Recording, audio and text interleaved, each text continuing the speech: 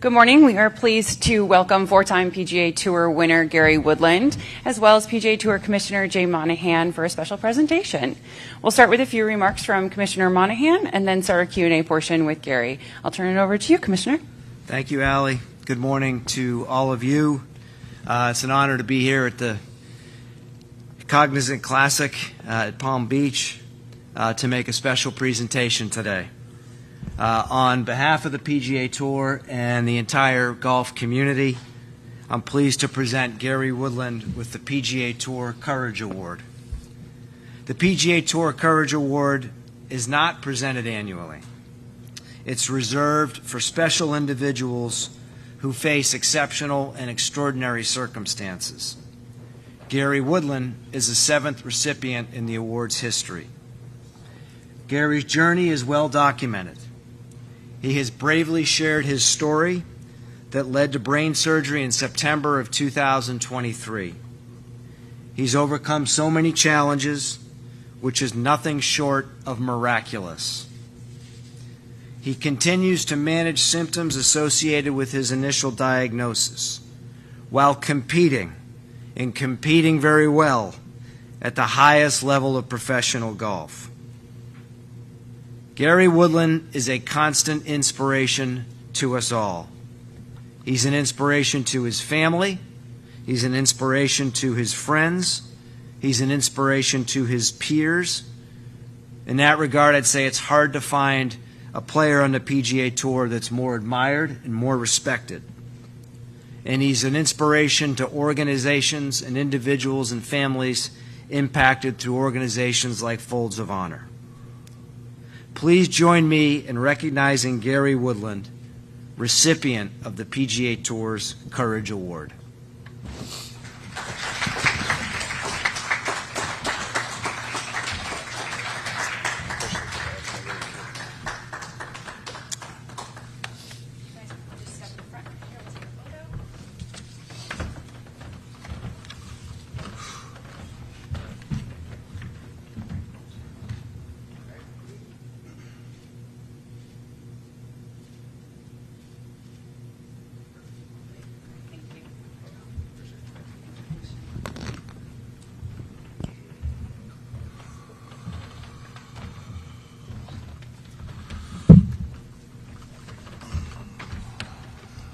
Thank you, Commissioner. We'll go ahead and get started with Gary's press conference now that you're a little teary-eyed. Earlier this year, you sat down with Good Morning America's Michael Strahan, who surprised you with the news on the show. Now you're officially receiving the award from the Commissioner. What does it mean to you to receive this award? Oh. Sorry, it's a little hard right now. It's everything to me because I'm sorry.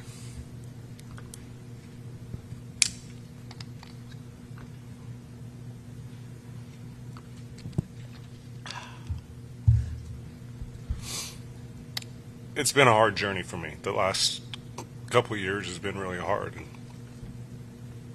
receiving this is a testament to the people around me, because there's no way, one, I'd be back playing, or no way I'd be sitting here today if it wasn't for them. And so it means everything for me to receive it, but it really belongs to the people around me.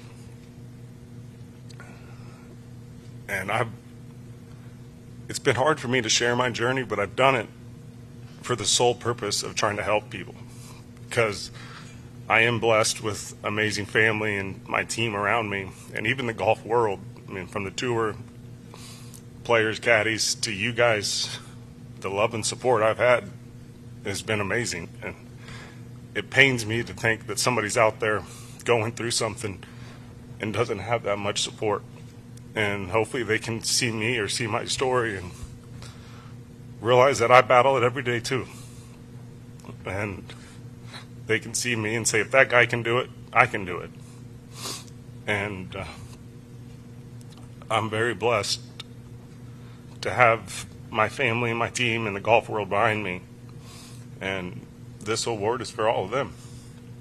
We certainly are behind you. And as you mentioned, you have shared your story. Let me wipe away my tears so I can read my notes. Shared with the audiences, especially on season 3 of Full Swing, which came out yesterday. So we're going to take a look here at a clip. 5 days before surgery, I was back in my room, and I decided to write these letters. And I started with the kids. I wanted them to know that all I've ever dreamed of is being a professional athlete, but being their dad was more than anything I could ever dream of. And not being able to walk the girls down the aisle and be there for them and see them live their dreams. Just know that I'm with you. Saying to my son, don't ever be afraid to ask for help. Those letters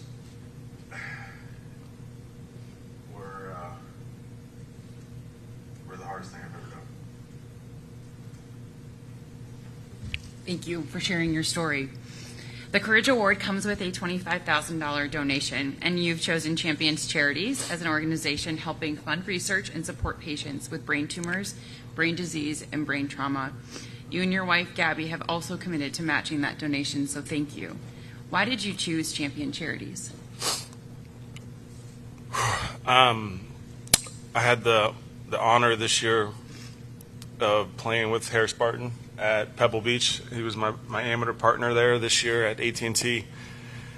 And I've known Harris for a while, but as we were talking during the tournament, I found out through him that both of his parents passed from brain tumors. And we shared what he went through as a son, and obviously what I went through as a patient and what my family went through. And it stinks, right? I mean, it just, and he talked about his charity that he started when his parents passed away, and Gabby and I had started to look into it more, and when the tour was amazing enough to donate to a charity of my choice, this one just hit our hearts, and that's why we decided to get involved as well financially and just try to help. Like I said, they're doing a lot with pediatric kids with brain tumors too, and I know how hard this was on my family. It was hard on me for sure, but my family, what my wife went through dealing with me and my struggle still on a daily basis, but my kids are too young to understand that, and I can't imagine a parent on the reverse side dealing with a kid going through it. I just can't. And so just trying to give back and bring awareness, and hopefully we can make this an easier path in people's lives.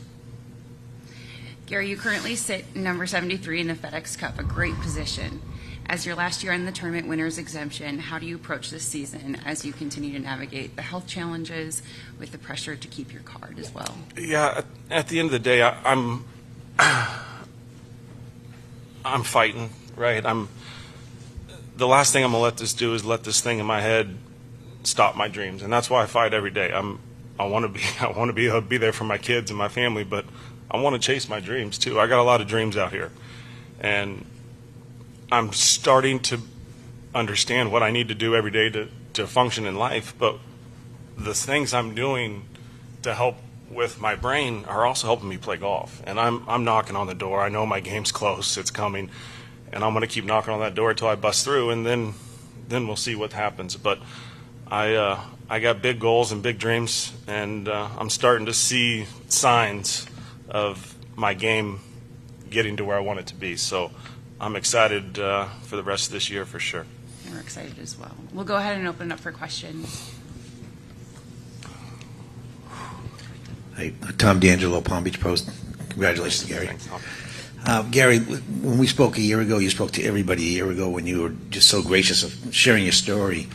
I'm not sure and then from seeing what you, before Sony, your comments, I'm not sure you thought last year was going to be, or maybe you did, as hard as it was. You said it was sometimes as scary as it was the previous year. What was difficult about last year, knowing yet you had, come off the surgery successful, but yet you still had times where you said it was very scary? What was that? The unknown is what's so scary. I mean, we, as athletes, especially playing an individual sport, I mean, we're, for the most part, all control freaks. We like to control everything around us, and being out of control. I mean, I had no control with what's going on with my brain. And the hard thing is, and this is an experience that my family and everyone we've had to deal with, is physically I look normal, right? I look fine, but this thing that I battle in my head tells me every day that I'm not. And the surgeons told me when I came out of surgery, like, Gary, you'll be swinging a golf club within 6 weeks. You're just not going to want to play golf for a long time. Well, I want to play golf. This is what I do. It's all I've ever wanted. When I came back, I just thought I'd be okay, and I wasn't. And it was hard, and the things I battled last year through stimulation were too much. But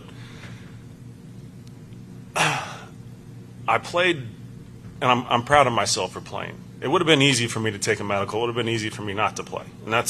And from a result standpoint, that's what I should have done. I shouldn't have played. I had really no chance to play well.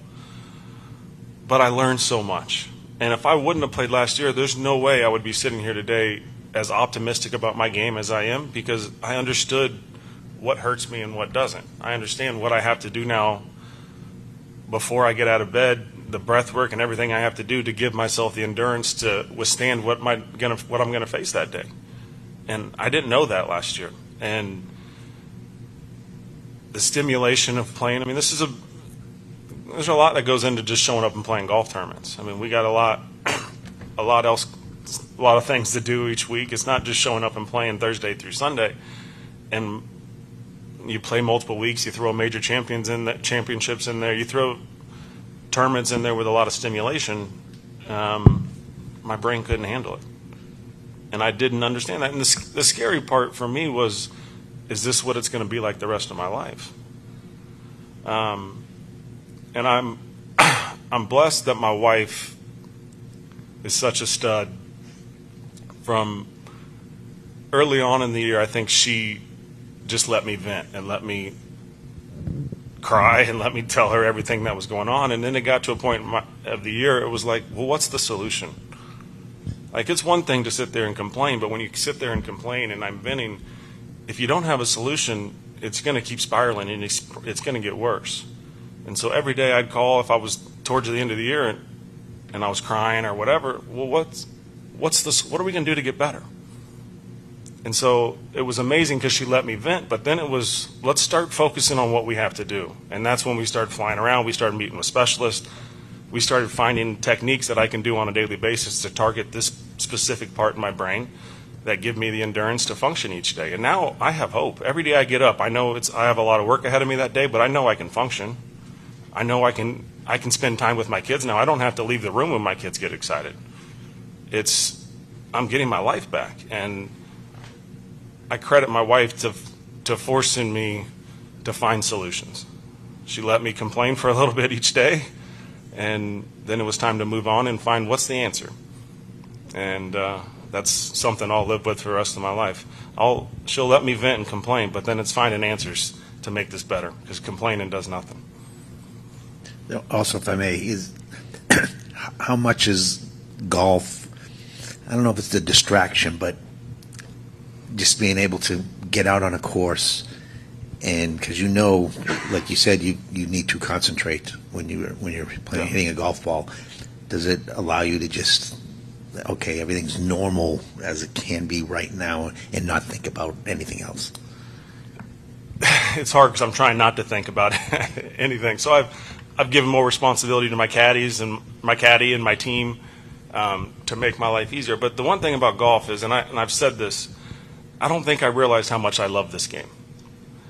I don't think I realized, the golf world's going through a lot, right? We have a lot of change going on like that. But I didn't think I realized how close everything was out here. I mean, the love and support I've had from the tour and the golf world it's nothing less than amazing. I truly love being out here. And I probably, this is my 17th year on tour, I probably took it for granted. I mean, through 2011 through 2019, I had a nice stretch. I think it was a tour championship, 7 out of 9 years. I won 4 times. I won a major. Like, you take it for granted. This is what it's going to be like. And that was taken away from me, and it was almost taken away from me for good. And I realized how much I enjoyed that. I realized how much I enjoy coming and doing the mundane things, the things week in, week out, the pro-ams, everything that you probably say this is take a little for granted. I don't take that for granted anymore. I enjoy that. I enjoy each day because I know what the alternative is, and I don't want that. Gary, Walter Rigobon, Zoomer Media in Toronto. First of all, you're an inspiration. Thank you. Appreciate it. And I did watch Full Swing last night, and had me in tears and had my whole family in tears. Thank you. Now I'll get to my question. Just like if you could describe some of the support that you have received from some of your tour buddies, some of the guys you play with, and some of the support your wife Gabby has received from some of the other tour wives through this really difficult process. Yeah, the golf world has been a family. It really has. Players, the first player I told about all this was Justin Thomas. Justin and I are close, and I didn't tell anybody for about 4 months. And for some reason, JT and I were playing. We were in Minnesota. This was 2023, and we're walking down. We were a featured group that day, so we had cameras all over us. And JT's like, "G-Dub, how you doing?" And it kind of hit me. It wasn't like, "How's golf? How's that?" Like, "How are you doing?" And for him to ask that question, I said, "Man, I'm not doing well." And he's like, "What's going on?" And I turn around, there's a boom mic right next to us. And I'm like, "Oh, I'll tell you later. I'll tell you later." And then the next day we were playing with Joel Damon. I'll never forget it. And he had a ruling going on, so we were by ourselves. And JT's like, "Gita, what were you going to tell me yesterday?" And I was like, "It's Friday. It's cut day, right?" And JT and I were both kind of close to the cut line. And I said, "JT, I got a tumor in my head, in my brain." And he bogeyed the next 3 holes. He claims he didn't, but he did, and he ended up missing the cut by 1. So he's gonna blame me for that. But since that day, JT's. I had my last MRI last week. He's texting me every day, checking in. Everybody, and that's not just him. He's just the first one I told, but every player out here. Rookies I don't even know coming up and checking on me. And then the caddies have been the same, the tour staff. Jay was one of the first phone calls I received after surgery. His whole staff's reached out. It's literally a family. And I know we're out here trying to beat each other up every day and every week, but people care. And that's what makes this thing so special.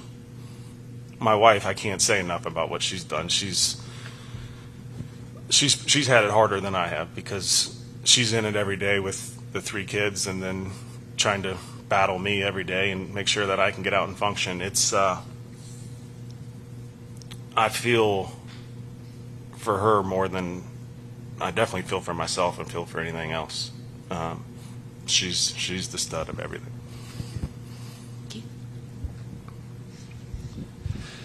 Congratulations on your award, Gary. To reiterate what everyone said, super inspiring for all of us. But I'm going to let you off the hook for a second. Yeah. Let's talk golf. Yeah. 16th at Sony, 22nd AT&T, 21 WMPO. Those are 3 really different golf courses. Yeah. Sounds like you're in a better place with your game, but what seems to be clicking coming into this week? Because this is a place you've played well, and I'm optimistic about you. Yeah, me too. Thank you. I went back to Randy Smith at the end of the last year on my wife's the one that guided me to that decision. It was one of the best decisions I've made in golf. His voice in my head just makes my life a lot easier. He's given me a ton of confidence. He's worked extremely hard to make the golf swing to a point where I don't have to think, which is a beautiful thing for me right now. So the game's starting to get a little bit easier for me again.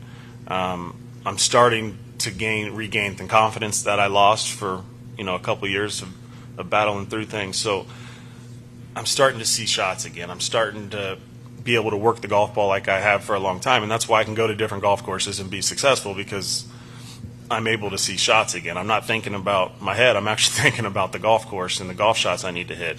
I believe my best golf's ahead of me. My speed's back. I'm hitting it as hard now as I was 15 years ago. And I understand the game a lot more now, I think, than I did when I was young. I came out here as an athlete. I didn't know what I was doing. I was just talented. I'm getting to a point now where I understand how I need to play, how I need to be successful, and so I can show up on golf courses week in, week out, and have a chance. And I'm knocking on the door. I know I am, and I'm going to keep knocking until I bust through that thing. Any additional questions for Gary? Well, Gary, thank you very much for sharing your story, and thank you for coming today. Thank and you, guys. Congratulations. Thank you. Thanks, Alex. Thanks, guys.